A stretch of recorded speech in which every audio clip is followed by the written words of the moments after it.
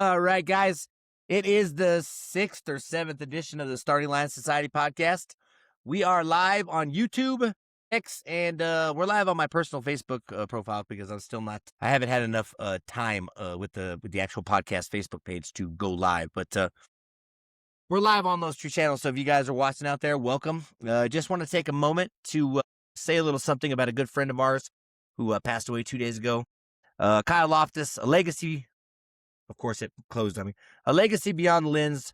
We may never find the answers to the questions behind, but we can honor the path that he built.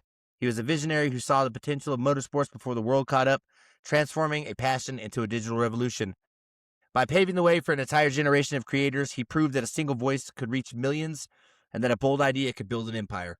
His influence lives on in every frame of video and every life he inspired to dream bigger. In his memory, let us lead with kindness, reach out, listen closely, and hold your friends a little tighter. This journey is heavy and no one should have to carry it alone. Rest in peace, Kyle. Your light continues to guide the way. Just had to say that. Like I said, Kyle if it wasn't for Kyle, I don't think that online motorsports media would be what it is today. He paved the way for content creators to do. I mean, look at Cletus. He's got millions of followers. 1320 Video has 3.8 million followers on their YouTube account. That is absolutely ridiculous. And 1320 is a powerhouse, absolute media powerhouse. So this episode is dedicated to Kyle. Like I said, our thoughts and condolences go out to all of his friends and family, his mom, and everybody at 1320 Video. So let's get this one started. We are live with Trent Work and Gary Wheeler Jr. of the Grand Prix Autosport. I see one of them back there, a pair of front motor Nitro dragsters that, they've run deep into the threes, so it's a pretty cool, close-knit operation over there. I know Trent is new to the driver's seat of the Nitro car, but he has driven and owns a front motor dragster called the Side Chick. Is that correct? Yes, sir. The Side Chick, yeah. And then Gary's also got a Nitro funny car called the Mistress, so that's pretty cool. But I guess we could start by getting into how you got started driving, Gary. That's a way back story. We got 45 minutes. Go ahead. My dad was driving back front motor junior fuel cars back before I was even born, and street racing out in California and stuff too. So kind of a funny story. It was the day when I was born, when my dad picked me and my mom up from the hospital. The dragster was on the trailer out in the parking lot. We left the hospital and went straight to the drag strips. Nice. Very you nice. Kind of say I was born and raised into this deal and got racing in my blood. Didn't really have a choice in that matters. And then I think that's the best way to be involved in the sport is having it. Like I said, it's something that you're born into, and that's the greatest way possible. Oh yeah, and he drove junior fuel for many years. Had several of the old Woody Gilmore cars. Had one of Tom Hoover's old front motored cars and whatnot, and drove those front motor cars for years. And then we switched to a rear engine car and whatnot. So early 80s, had Paul Payton built his first rear motored car and crashed it at Tulsa and built another one. And then by then I think I was 15 on the second one. And then one day we was at the racetrack and I said, "You feel like driving?" on it? Sure. And he said, "Well, get in." And he said, "It's time for you to learn." And the bugs have been on me ever since. So, and I drove rear motor cars for several years. We had a deal at Tulsa back in the late 80s, early 90s. It was a Top Comp Association deal with Steve Carbone and a bunch of us old racers. I was a young one then, and we ran there. Shelley Howard was in it and whatnot. Okay. We ran it for several years. And then Carl Blanton started a deal, American Drag News deal series. We ran it for several years, won a championship in it. We run the 790 Association for Mid-America 790 Association for probably at least 10 years or so, and I won a couple of championships in it. And then we started a deal early 2000. It was an Outlaw Pro Comp Association. Okay. Basically, it was anything goes as long as it self-started on it. We ran it for a couple of years with a rear motor car, but And then I lost my dad in '03, and then in May of '03, and then I crashed that car in July of '03 at Kansas City International. KID. I built a top alcohol car. Here, a top alcohol dragster had a Rodak Chevrolet in it with a Whipple screw blower on it, Okay. and ran it in about a year. I couldn't afford to keep the maintenance up on that deal. Yeah. We ran the Pro Comp Series a couple more years. A good friend of mine that passed away here recently, Dale Wilkins, Lurch, he talked me into getting an altered. He said, come drive a short car. And I sold the alcohol dragster, and then I built a Bantam, 32 Bantam altered. It was called the Slayer. And I built it and ran with the Outlaw Fuel Altered Association for several years. Lurch was the one that actually got me into that deal. Yeah. The Hemi Hunter. Yeah, oh yeah. Yeah. Me and both were Chevrolets through and through on that. And then one day I've known John at Grand Prix since I was in diapers sitting on his counter. And he called me one day and said, hey, I'm wanting to build a nostalgia A-Fuel car. What do you think about driving it? And I said, sure. Where do we start? He goes, well, I don't even have a car yet. So we spent a couple of years building the car, and then I started driving for John. We ran the A-Fuel nostalgia class, injected nitro deal for about 8 or 9 years on that. And this is actually the car right here that I started in. We started with that Trent's driving now. And then I took a few year hiatus for some personal issues. And then John asked me to come back. What is it? 6, 7 years ago? That'd be like 18, I think, 19, like 18 or 19. Okay. He asked me to probably be interested in coming back and driving for him again, which I jumped at that chance, still running that car as an A-Fuel car. And then we was able to purchase a car from Chuck Tanko, and we converted it over to the A-Fuel class. And then this car here, we converted, that was the A-Fuel car, the original A-Fuel car, we converted it over to the Heritage Legal Top Fuel deal. Had a lot of fun with both classes. It just got the Heritage Series just got to where with our location, most of them are out on the West Coast. Right. A lot of California type stuff. Yeah, we'd have for a lot of years, we had one at Tulsa and one at Bowling Green, and we'd make the trip out to Bakersfield twice a year and everything. But it just got to where it wasn't cost effective for us to do it anymore. Yeah. And then luckily the Nitro Chaos Series and the Funny Car Chaos Series with Chris and Tara came out, so we tried our hand in it with the A-Fuel car, injected nitro deal, and we kind of seen the writing on the wall that wasn't gonna get us where we wanted to go.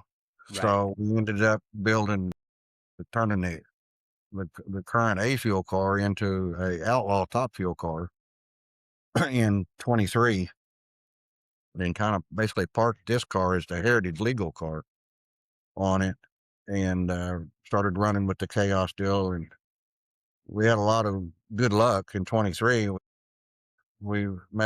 think we made 4 final rounds and 1 semifinals, and ended up beating Megan Meyer out for the inaugural Nitro Chaos Championship.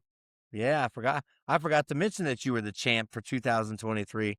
That's quite an accomplishment to come out there the first year of competition for Chaos. And I mean, there's some heavy hitters that run in Nitro Chaos. Like I said, you raced Megan Meyer, and I mean, there's some big guns in that Chaos, that Nitro Chaos part of the Chaos organization or whatever. But there's super heavy hitters that come out there to race, and I mean, you bested them all, so that's got to be a good feeling, especially for you and the entire team to be able to go out there and your inaugural season in Outlaw Trim and just lay waste to all of them. I mean, yeah, it was fun to watch too. You know what I mean? It was kind of chaotic. I mean, 'cause it came down to the last round at Lufkin. We went into that race 7 points behind Megan at the last race, and I ended up qualifying number 2 in the B, and she ended up qualifying number 2 in the A field. going back to Dale, he ended up beating her in the second round. So I had to go to the finals to win the championship. I won the semifinals, which gave me, a couple of points, got within 2 points of her. So I had to stage the car in the finals, win or lose, to win the championship Yeah. and everything, which was kind of fortunate because we had an issue Yeah. with the motor going into the finals. We wasn't for sure if it was even going to start, but we was able to get it started and at least get it set the beams and win the championship. We didn't win a race, but we lost the battle, but we won the war. Right. Yeah. I mean, like I said, it's a marathon. It's literally, when it comes to chaos, it's a marathon, not a race. You know what I mean? And Justin Herbst proved last year that you don't have to be an A field car to win a championship. You know what I mean? He was, a solid B field car, or sometimes a C field car every race. And yeah, he won the track championship. Unfortunately, he wrecked the car last weekend, which Yeah, sucks for him. I seen him bouncing off the wall. But Yeah, man, he got that was, stable. and I spend a lot of time with Danny Smith, you know what I'm saying? So, and him and Justin are, always, with the back and forth banter, and, obviously they're really good friends. So it definitely wasn't fun to see, him end up like that. So, hopefully he's able to get it fixed. I know he's got another car, but that definitely was, that was a hard lick, into that wall over there. But, going back to, the Grand Prix, how long, so Grand Prix is is that like a high performance store out there in Oklahoma, or is it like Basically, yes, it's one of the oldest continuous running high performance parts stores in the U.S. He's been in business well over 60 years. wow. Um, and he's basically like, Jegs and Summit and things like that. He's just Tulsa Local. based, Yeah, local. local. Yeah. Well, there's you can come into the store and it's like walking into history books, in the store and in our race shop. We got pictures of history and everything. And with the store, they stay in modern with it. I mean, you can order your stuff online through Grand Prix Autosport Center online Okay. and Cool. order parts and everything. So he stays competitive with all the big companies too. So that's what helps fund these cars. Well, I So can tell you that living in Albuquerque, we only have one high performance parts store. It's called Yearwood Performance Center, and it too has been in business for, I don't know, probably 60-ish years. And it's been in the same location. It's never moved. I mean, I've seen pictures of this place back in the 60s and 70s, and it was the only building on Eubank. Yeah, and huh. it's still sitting in the same place. A local racer named Jim Costa owns it. So having a place to go get parts that you need, and not having to wait for mail order stuff like Jags and Summit is definitely a bonus and a plus to have in the city that you live in, for Yeah. sure. Oh, definitely handy. Yeah, it's definitely handy. It's really handy for us with these cars because we need parts. I said, well, we know where a parts store is right down the street. Does he stock stuff like that for, like, Yeah. Hemis and Yeah. all that kind of stuff? He stocks almost $500,000 in parts in stock. That's crazy. So he's got but I mean, like, when you go into Summit, you have like a BDS blower. Does he carry like DMPE stuff or Oh Cabelco no, he stuff, don't or? carry, the hardcore stuff, Okay. but he has access to it. Okay. If we don't have it in stock, they can usually get it sitting here within a week. Yeah, it's got that truck freight. Love that stuff, you know what I mean? But also, I'm sure that you guys are in Tulsa, right? Obviously having some of the powerhouse names from Street Outlaws, in the same neighborhood as you guys, sure it helps, drive some of that business into places like that, you know what I mean? Because Oh, everybody wants to be he like the definitely Street don't. Outlaw guys, you know what I mean? And the 405 guys, they come into town quite a bit and they test at the drag strip Yeah. quite a bit. And we're only like 3 miles from the racetrack. Oh, okay. Yeah, when we stayed in Tulsa, we were that side of the track on the like past the airport. I can't Owasso, remember. towards the Oh, Owasso yeah, area. there you go, Owasso. That's where we're at. Yeah, right there in Owasso. So it was a super easy drive to get to the track. Actually, we went to the casino. My son Forrest Ubered to the track, and it was like, I don't know, $5, $10 to get the Uber from the hotel to the track. It was pretty funny. Yeah. He's like, Dad, I want to go hang out with Enzo, so I'm gonna Uber to the track. I was like, okay, just be safe. We're in a new town. We've never been here before. I don't know if Tulsa has crackheads and shit. You know what I mean? But I mean, he's used to seeing that here in I'll be there. Albuquerque. They just stay away from that side. Yeah. Actually, John's store is like on the corner of Admiral and Yale Okay. in Tulsa. So I mean, if the fuel tanks were big enough in the cars, we could damn near drive them from the shop to the racetrack. Well, shout out to Grand Prix Autosport Centers out there in Tulsa. I know you guys got some sponsors that you want to plug. Oh yeah, we've got a lot of several companies that help. We have, of course, obviously Grand Prix is John was our biggest owner, and he puts in the most money on the deal. But I got to give a shout out to CP Carrillo and Aries.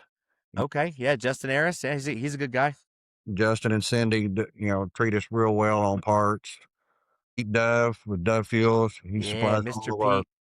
yeah, he supplies us with our nitro and whatnot, and oil and whatnot stuff. Cleaning chemicals. And we got to give a shout out to, Driven Oil, because here, I don't know, a week or so ago, we kind of signed a deal with Driven Oil Okay. to help on that. Because these nitro cars, they don't run on hopes and dreams. They run on cash and credit cards. Yep. Well, we try to stay away from the credit cards because that's when things really go wrong. But yeah, definitely, they definitely know how to eat a dollar every couple of inches. Yeah. And we have Randy at RPM data loggers. Okay, yep, we run an RPM on our car too. Great. It's a super fancy system, and it's a great alternative to some of the So, more expensive stuff out there. You know what I yeah. mean? And we have, we run the clutches and stuff, everything we run. Aeromotive helps us out with fittings. All the little whatnot stuff, the nickel and dime stuff that now is $5 and $10 stuff, Yeah. anymore. I mean, every little bit helps, but the way the economy has been and stuff like that, our biggest expense, you might say, other than the cars, is fuel expense. I mean, going and coming, going to the races and getting back and whatnot. As everybody knows, diesel ain't cheap anymore right now. It's $5.50 where I'm at. Yeah, and then, and with the nitro and the oil and stuff, those are expenditures, and NGK spark plugs. I bet you guys go through a lot of those too. Yeah, I mean, I go through basically on one run on my car, and it's basically the same with Trent's car too, pretty close. You 8 spark plugs a run, 5 gallons of oil a run, and anywhere between 10 to 12 gallons of nitro a run. And that's one and done. I think somebody I was talking to, I don't know if it was Stringer or somebody that I was talking to out in it, said that that the price of nitro has gone down a little bit, as opposed to where it was last year. It I has a seem little bit, but not. I seem to remember Lyle or Ray saying something about something like $2,300 or $2,800 for a 55-gallon drum of is what it was last year, the year before last. The year before last, yeah, it climbed way up there because of the tariffs and stuff, hauling the nitro in from China.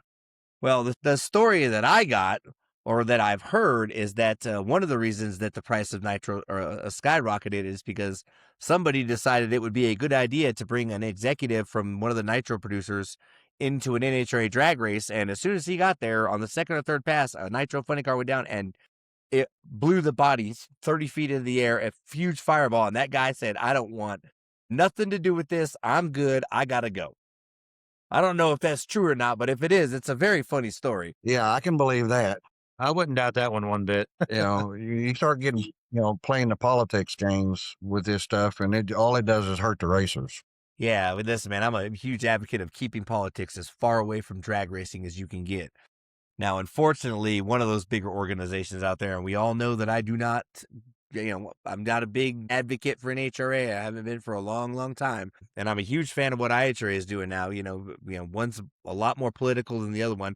But of course, IHRA is new too. You know what I mean? Who's to say that it's not going to be that at some point in time? But, for the time being, like I said, I think IHRA is, outweighing the NHRA by quite a big margin. And like I said, I've had a conversation with a lot of people about the NHRA versus IHRA debate, and I love hearing everybody's opinion on it, because everybody's got it's good to see different perspectives from different people, so you can make informed decisions on whether or not you're going to follow one or the other. And I mean, obviously, I've been around NHRA my entire life. I was able to do media for NHRA a couple times, which was pretty cool. But like I said, you don't want to get real political when it comes to that type of stuff. And it just seems like that's, NHRA is more concerned about lining their pockets with money than taking care of, Exactly. Sportsman racers, when it comes to the big three, Top Fuel, Funny Car, and Pro Stock, they are, just all day long lining their pockets with that money. But I know a lot of my friends feel the same way. I think that if they did more for sports, I mean, look at IHRA. It was last year. It was $10,000 to win at any one of their events for top dragster. I think it's like $2,500 in NHRA, and you get a Wally. Granted, it's the pinnacle of drag racing. You know what I'm saying? Everybody wants to win a Wally. We have a Wally downstairs. We ain't never won a damn Ironman. That's what I want. I want an Ironman. I'm excited to win that. You know what I mean? Or one of those Eagle ones from the Midwest Drag Racing Series. That's what we're after. This year, we're after the Chaos trophies. Man, I'll tell you what, man. I've been around Chris and Tara for a long time. Since a year after the inception of Chaos, and it's just not.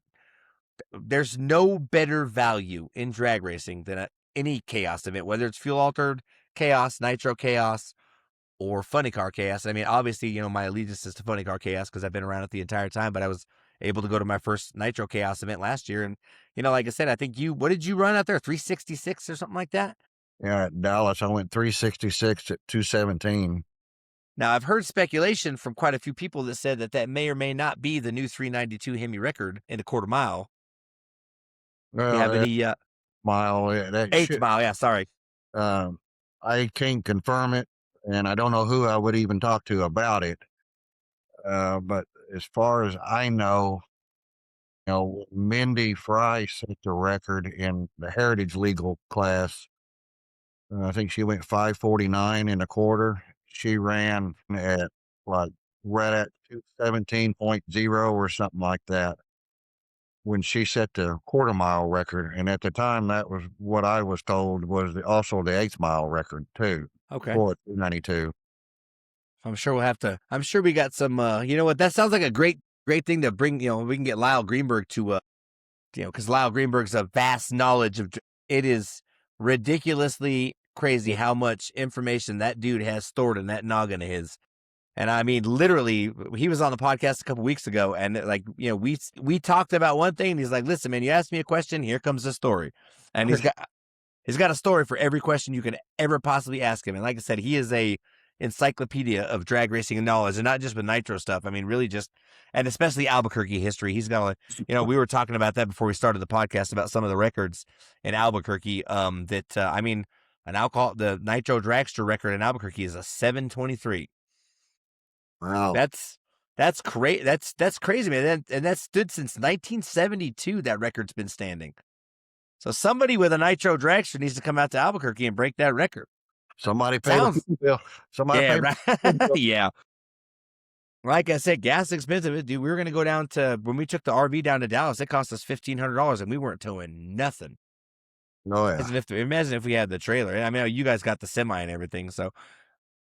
We're fixing to make the trip to Norwalk, which is a 10-hour drive for us. I think they announced at Dallas that it was going to be on Flow. Yeah, we're not going to get into my opinions of Flow either. Yeah, I'm not either. So yeah, let's not get into our opinions of Flow because I like to stay on Chris's good side. But hopefully, they have the avenue to make it good. They just need to do it. You know what I mean? There's too much, buffering and sound issues and stuff like that for Flow being as big as they are. It should be seamless, and I mean seamless. Actually, if you not to change the subject. When we talked about it over the winter last year over the winter about bringing this second car out and putting Trent in it, the combination that's in his car is the combination that I ran last year, and I went 367 with it at 216. Okay. With this combination, but my car this year, same combination. It has a little bit different blower on it and a little bit different fuel pump on it. It blows and boosts is a little bit different on it. But I mean, this car here, when he finally gets his feet wet and gets comfortable in the car, and Enzo can figure out how to do a bottom end in 30 minutes. We get all the gremlins out of this damn thing. This car has had gremlin after gremlin after gremlin in it. I think we finally got it right. We'll find out in Norwalk. Well, so why don't we get into a little bit of how, Trent ended up driving the second car? Like I said, I know you drove the front motored top alcohol car. I mean, blown alcohol car. I don't know if it's, quite a top alcohol car, but a blown alcohol front motor car. How did it come to fruition that you were going to drive this other car for the Grand Prix team? Well, I've been on this team for 14 years, and I've helped them with everything and build everything. I mean, I helped build the shop. I helped the semi out there that we've got and all that. And last year, I just kind of, said, hey, I really want to drive a car. So we talked about it, and JB come up with the idea of, well, we've got a second car. We've got 4 engines. Let's just go ahead and try it. So that's basically pretty much how I got the seat. I mean, Gary, I'm sure he had some influence in it. So Well, being on the crew for 14 years, like I said, being seasoned in that type of work, and plus having your own race car probably made it a little bit easier of a decision. It's not like they're going to throw the keys to somebody that's never been in something like that. So the experience is definitely a plus on that side of it. But I know that out there in Ennis, like I said, Gary was doing pretty good. And I mean, you made a couple licks. How many passes have you made in that car? well, I have not made an A to B pull yet. Okay. My first run, I went out there about 200 foot, and it's like, okay, and I hadn't been in the seat in 2 years, so car was starting to get a little bit ahead of me. I just lifted. I said, I was supposed to have 5 more shots this weekend at Tulsa. So, and then it was kind of all hell broke loose. We found out we hurt the motor. So we had to do an engine change. I had to come back to the shop, finish building an engine, take it to the track, change the engine out. We had some oil pressure issues with it on Friday, so I didn't get to go back out on the track till Saturday. And then it was just one thing after another. I rattled the tires real hard on one hit. Car wanted to go left toward the center line. I had to lift. The next pass, I smoked the tires. Next pass was a oops on another department. We'll leave that one alone. And then we went to Texas and went down there on the first run. We thought everything was kosher. Everything was cool. Did my burnout. She was way fat, blubber and fuel everywhere, backed up. And well, I had an oil pressure issue. Josh ran up and beside me said, hey, kill it, kill it, kill it. Because I was trying to watch John and my other guy, Chris. I didn't have a chance to run my eyes back across the gauges. And whenever I looked up at the gauge, whenever he said kill it, I said, oh, okay, I know why. So I shut it off. We fixed that issue. Then we come back and see, what is it? Yeah, Friday night, we come back and the car wouldn't start. Well, they pushed me off and it just happened to be the rain came in. So Chris said, Yep. well, since the rain come in and you didn't actually technically fire, you can come back in Saturday morning for Q2. So I come back in Saturday morning on Q2. Everything was great. And then whenever I hit the loud pedal, there was a loose fuel line here. Oh man, Riverside, what are you doing to me here? That's crazy. Well, we'll be back with Trent and Gary Wheeler Jr. here in just a second. Obviously, we're having some technical difficulties with the podcast. Got quite a public chat going on over here. We got 16 viewers, guys. Give us a second. I'm gonna shoot them a text real quick and just tell them to jump back in.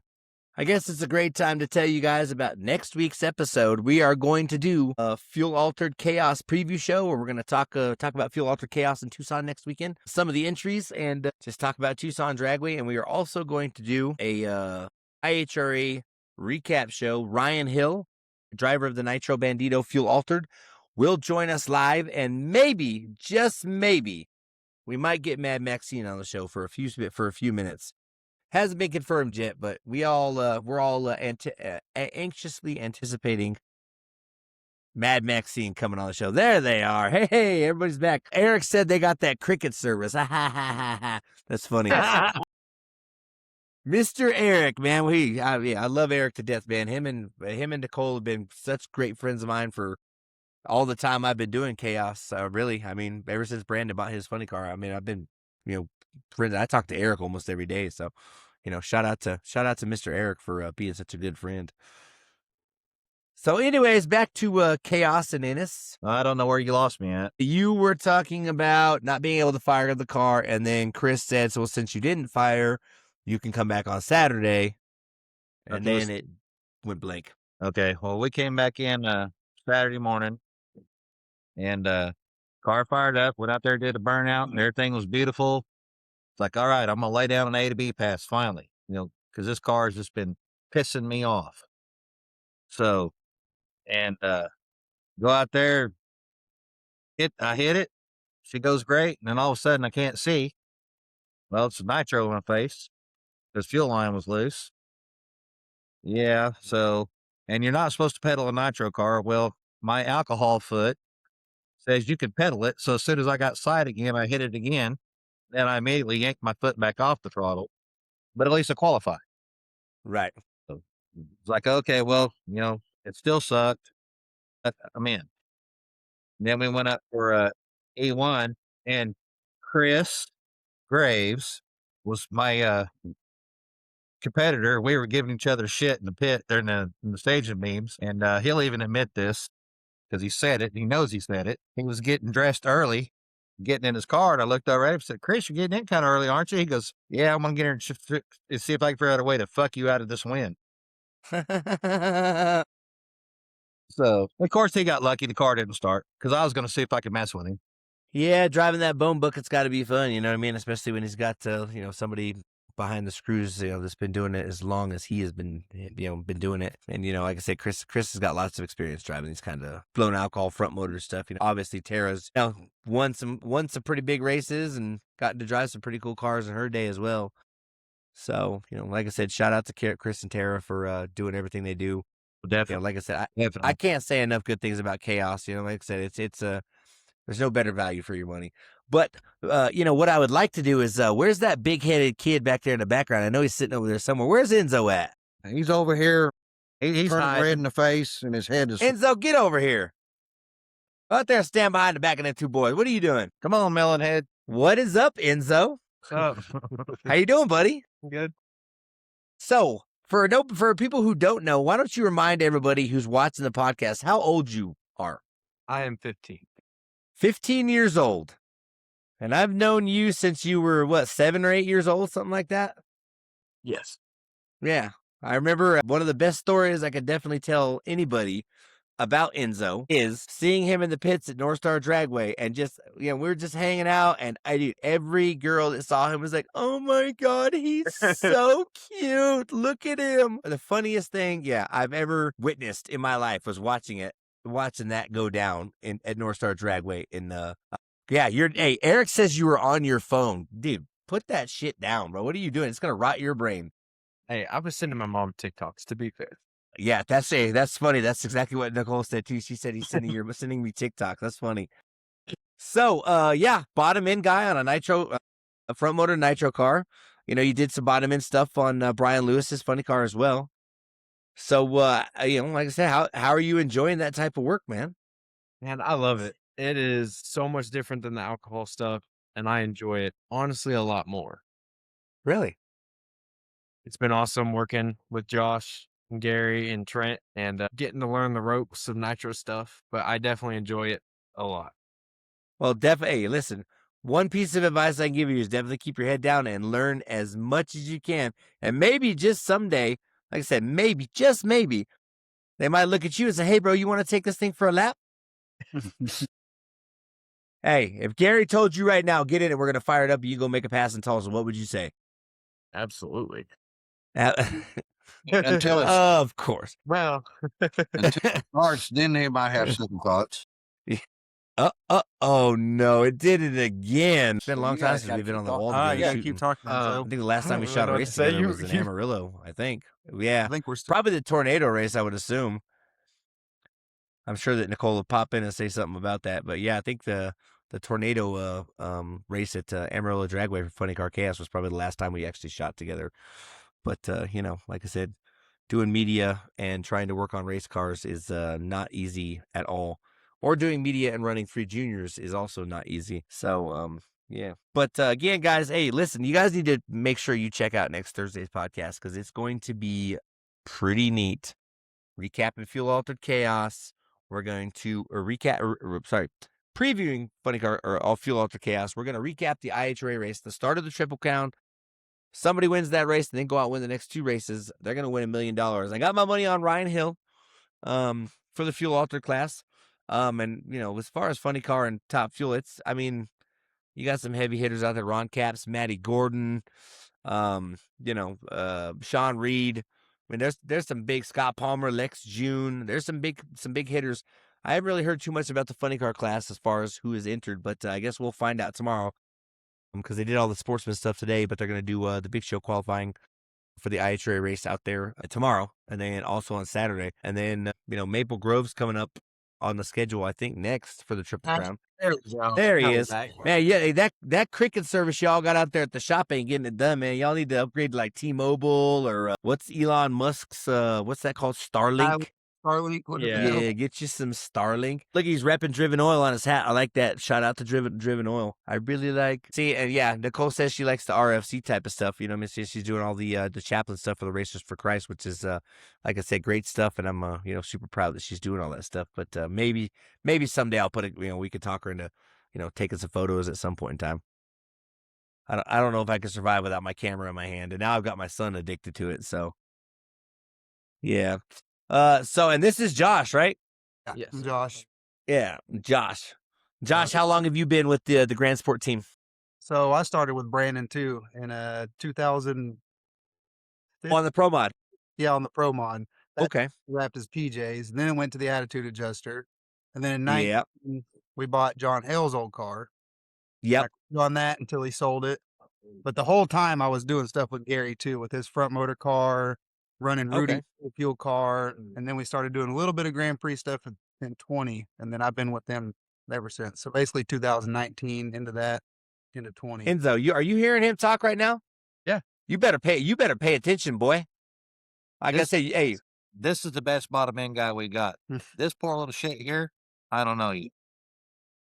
like I said, hey, you pay attention to that. And like I said, bro, to be 15 years old, to be 14 years old and starting on the funny car to where you're at now, and what you have to look forward to over the next 20, 30 years. I mean, like I said, dude, you could go on to be, like I said, on some of these massive top fuel teams and be able to travel the country. And I mean, you're already traveling the country, but you know what I mean? The opportunities that you have in front of you. And obviously, I mean, like I said, you're grabbing that bull by the horns and riding the shit out of that motherfucker. So, like I said, I'm super proud of you. I know your parents are super proud of you. I'm super like I said, I mean, everybody. Yeah, I mean, obviously, look at He's you. been laying in your You're over car there. with me since he was probably 7, 8. I mean, Dude, you're over there working on top. Brandon's Pro Mod. I mean, his head was 20, but he was 7. All right. See. Says, huge shout out to Josh. He's blessed Enzo with the best knowledge in the world. Josh, Eric says that you have blessed Enzo with the best knowledge in the world to put Enzo where he's at, along with Josh's brother Richard, who was the bottom end guy on our Willys and Funny car. Oh, did I meet Richard in Tulsa, Enzo? Yes, you did. Okay, all right. Yeah, I don't know which one he was. I met like 3 or 4 guys, but yeah, him and Josh have taught me so much about these motors. It's insane. I appreciate both of them, and definitely lucky to have these two. Well, everybody, honestly, to show me how these things work and give me the opportunity to work on them and hey man, like I said, you're well on your way to becoming, a pretty good tuner. Like I said, that knowledge is going to stick with you forever. Retain as much as you can, dude. Because like I said, I wasn't doing that at 15. I was getting into trouble at 15. You know what I mean? I was doing drugs and, that same old ticket. You've heard the stories before. But hey, so I guess I don't know, man. Eric must know everybody down there, dude. I mean, dude, it seems like that guy knows just about anybody and everybody. You know what I mean? Anybody that's worked on a car in Tulsa, Eric probably knows, honestly. Okay. He's literally car or bike. Yeah. He ran the bikes for a long time. And yeah, and I know Brian also ran a bunch of bikes, so I'm sure that's like I said, the racing community, it doesn't matter if it's circle track, bike, drag racing, AMA, motocross, monster trucks. Like I said, I know people from pretty much every facet of racing, but it seems like that racing, I guess the racing genetics seems to bring people together in a better way than, a lot of, take football, for example, where, people are always beating women and talking shit and doing drugs, getting into car accidents and killing people. You don't hear about drag racers, like I said, beating people up or beating their girlfriends in a hotel room or something like that. I don't think I've ever heard of a drag racer that got, put on the news and ousted from drag racing because he beat his wife or something. You know what I mean? right. Oh, Nicole says we ran into racing people he knew at freaking Disney World. Figures. That's Yeah, true. figures. That is very true. We did run Yeah. into a couple people in Florida. Figures, yeah. I ran into a couple racers in Vegas, but there is a drag strip in Vegas. You know what I mean? So, Yeah. but like I said, it's a close knit racing community. So I'm, like I said, and like I said, we're all super proud of you. You're doing a great job, bro. And like the knowledge that you're going to, that you've already obtained is, most kids, especially kids nowadays that have their phone, their faces in phones, like you were doing earlier. Put that phone down. But all the kids out there, even my son, you know what I mean? It's he's not doing that type of stuff right now. He's obviously doing what he's doing, playing football and doing all that stuff. But definitely different paths that were chosen, especially since you guys have known each other as long as I've known you. I mean, even though you guys don't remember it, but you guys definitely met at North Star Dragway. I can assure you of that. I know I've got pictures. Now, you keep saying that. So we never met each other. And I'm like, dude, I have pictures of you two somewhere with your big head and his little head. I think that's what everybody knows me by, is my head. Your head. Well, see, it's funny. Forrest had to grow into his head, or Forrest had to grow, his body had to grow into his head. And you had to grow your body into your head. You know what I mean? We'll go, yeah. I think I might be still growing. Oh, man. Who knows? Dude, you get to go to Summit Motorsports Park at the end of the month, dude. That's wild, dude. That, I guess, oh man, like I said, that's my mecca of drag racing. Indianapolis sounds great and everything, but Summer Motorsports Park, dude, over there where Bader built, oh man, lucky, bro. I wish I could make it, but we got to do the big car stuff. So, yeah. Well, we've been on for 47 minutes. Probably let it run another 3 minutes. Like I said, we're gonna try to get Mad Maxine on next week. We're definitely gonna have Ryan on and talk about the Triple Crown and. Maybe somebody's going to win $1 million. We'll see what happens. I mean, if somebody can win the 3 classes and it's the same person, Cuddle's got to put out $3 million. So we'll see how that works out. But yeah, you guys are headed to Summit. We're doing Memorial Day here in Albuquerque. I don't even know when the next time I'm going out of town racing is because we just got so much stuff going on. Work's busy. I can't find employees to, he said, Eric says he's doing 35 years, and I promise the best bottom end guy in the world, hands down, is on your podcast right now. Dang, Josh, coming from Eric, man, that's quite a compliment, my friend. I've worked all over the place. I worked for Chris Marshall too, bottom end for Pete Dove. I don't know if you know Chris Marshall. He had a badass car. Listen, man, I'm all about trying to get Pete Dove on the podcast. I already sent him a message and asked him if he wanted to come. Pete is one of the nicest guys I have never met in my life. Oh, yeah, Pete's and dude, awesome. his car is so cool looking with that, dude. They call it the corn cob, dude. I love that thing. Sick. That thing is so cool looking. And the fact that he built that car out of a bunch of burnt up pieces from John Lawson's, shop fire, and let's just save it back from the ashes. And it's like I said, that car is so cool. It's not even funny. I love the fuel, all the type of stuff, I think we do want to take a minute to introduce some of the other guys here. Yeah, man, go ahead, bring him on. Let's go. We'll bring in the other young guy first. We'll start with the young ones. Go up. This is another young guy. He's doing cylinder head on the car, on Trent's car. Oh, okay, yeah, that's the one that I met in Innis. He was the one hanging out with Enzo. This is Matthew. Yeah, Matthew. There you go. This is his other head guy, Eddie. So we got left head, right head, or you guys work on both of them? Well, we just work on Trent's car. I'm left-handed. Okay. Oh, okay. So Gary, so you guys have 2 different crews for each car, or does some of you guys like go back and forth? No, 2 separate crews. Just Chris. Okay. All right. How we got another one? God dang, how big is your freaking crew? Good Lord. we got 3 people on our crew. He does head on. Jimmy right here does head on Gary's car. Okay. So that's 1, 2, 3, 4, 5, 6, 7. So what do you guys got? 7 or 8 crew members, not including Gary and Trent? Well, no, there's another guy, but he's being bashful, won't come over here and get in front of the computer. But I guess no, here he comes. This guy is our clutch master. Okay. Oh, that's what we call him. We call him the clutch master. His name's Chris. Hello there. Oh, okay. Look at speaking of that, he's got a back from the asses t-shirt on. What do you know? You know, I bought this T-shirt for $2,000, and he threw in a free barrel of nitro. That's how that works.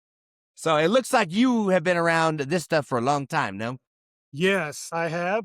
Gary and I, we were young horn dogs running around the Tulsa track in the late 80s, and couple of years ago, he called me, and my hearing's not very well. I thought he said, "Do you want to do lunch?" But he actually said, "Do you want to do clutch?" And so here I am.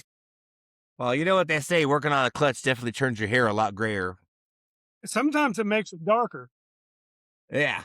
Well, it's funny. I got a chance to crew on Terry Totten's Top Fuel Dragster out in Bandimere 2 or 3 years ago. Yeah. You know, I would never forget that dude. He looks, I can't remember his name. I think his name is, because there's Dave Lowe and then there's another guy. And he looks like that guy that does that Mike Rowe. His name is Mike Rowe, the Dirty Jobs or whatever. But he looks just like him. And dude, I'll never forget, he pulled that clutch back out and set that thing on a plastic table, dude. And within 15 seconds, dude, that thing fell right through that table. Yeah. Smoking as he pulled out of the car. And I was like, dude, there's no way I would ever put my hands on a clutch pack that hot. That's crazy, man. Yeah, I've done some time on Terry's car and on his car, and I know who the micro guy is you're talking about. Dave does a pretty good job of doing some impressions of him sometimes. He does too, man. He looks just like him. It's funny. But that was, again, like I said, that's valuable experience, especially where Enzo's concerned, because he's so young.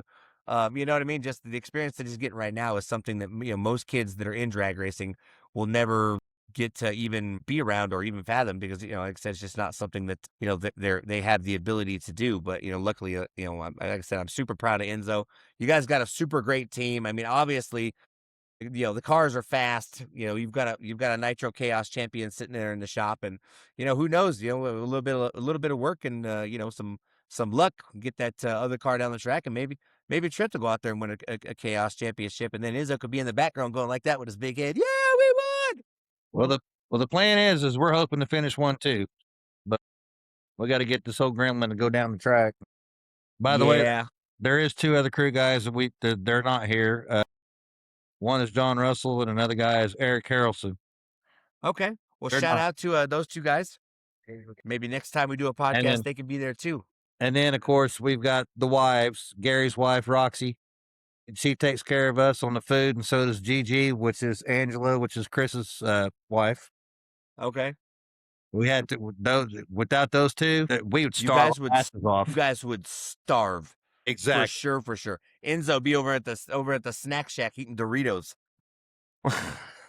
Hey man, he'd be trying to shove his big head in the bag. Listen, man, without the wives, I don't know if any of us could do, you know, not only putting up with the, you know, crazy nights and, you know, all the traveling and stuff, but, you know, my wife's a godsend. She cooks for us and, you know, make sure that we're definitely fed when we're out at the track, along with Paul's wife, Caitlin. She also does some of the cooking and stuff. So, you know, wives are an integral part of the racing as well. But it's cool that you guys wanted to include everybody and make sure that everybody got their own shout out. You know what I mean? There's not a lot of teams or guys, you know, that I've, you know, been around or interviewed would be like, oh, well, let's, you know, get everybody in here. You know, like I said, I think that's pretty cool that you guys want to recognize everybody. Every one of these guys worked their tails off for me and Gary to drive these hot rods. Yeah, and every one of them do. There's a lot of work too. Yeah, there's no. The future sitting there. Yeah. The future drag race is standing right here. So yeah, man, and that's real shit too, man. That's like I said, no truer words have ever been spoken. You know, the younger generation is what's going to carry us through, you know, another 60 years. I don't know what the history. What is it? 65, 70 years for NHRA? Isn't that what they're doing right now? 75. 75. Yeah, 75th anniversary. So I mean, NHRA has been around for a long, long time. And these guys are going to carry us hopefully for another 75 years. So shout out to those, you know, like I said, the entire Grand Sport team. I hope you guys have a great year. And, you know, from all of us at the Starting Line Society podcast, good luck at Norwalk. And, you know, we'll try to check in on you guys and see how it's going. I'm sure Enzo will send me updates throughout the weekend. Isn't that right, Enzo? Possibly. Good Lord. Oh, you know what, dude? This is actually the most popular chat that we've had the entire time I've been doing this podcast. We got 35 comments. Yeah, there's a lot of them. Cade Long of somebody's kid. Oh, okay. Yeah, I mean, most of it was Eric and Nicole. Imagine that. Yeah, right? Checking in on Enzo, making sure he's not getting in trouble. Well, all right, guys. We haven't taken him that far out of state yet to get him in trouble yet. I mean, I'm sure Enzo could find his own trouble anywhere. You know what I mean? Yeah, in the kitchen or something, lighting something on fire or something. I'm just kidding, Enzo. All right, guys. Hey, this has been the Starting Line Society podcast. And that's the Grand Prix Autosport team out there in Tulsa. And trying to find my exit theme here. There it is. So we'll see you guys right here next Thursday. Again, we're going to have Ryan Hill of the Nitro Bandito team. But you guys have yourself a wonderful weekend and good luck in Norwalk. Hey, thanks, man. Yep. Hey, we'll see you guys later. All right. Have a good one. You too. See you guys later. See you, man. Thanks, man.